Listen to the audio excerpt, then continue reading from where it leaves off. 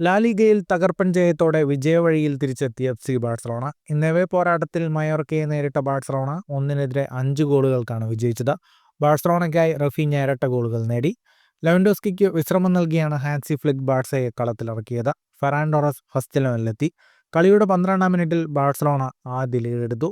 Mallorca പ്രതിരോധത്തിന്റെ പിഴവ് മുതലെടുത്ത് ഫെറാൻ ടോറസ് പന്ത് വലയിലെത്തിച്ചു. തുടർന്ന് നിരവധി അവസരങ്ങൾ ബാഴ്സ പാഴാക്കി.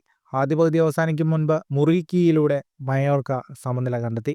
എന്നാൽ രണ്ടാം പകുതിയിൽ 56-ാം മിനിറ്റിൽ ലാമിൻ യമാലിനെ വീഴ്ത്തിയതിന് ലഭിച്ച പെനാൽറ്റി ലക്ഷ്യത്തിലെത്തിച്ച് റഫീഞ്ഞ ബാഴ്സയുടെ ലീഡ് പുനഃസ്ഥാപിച്ചു.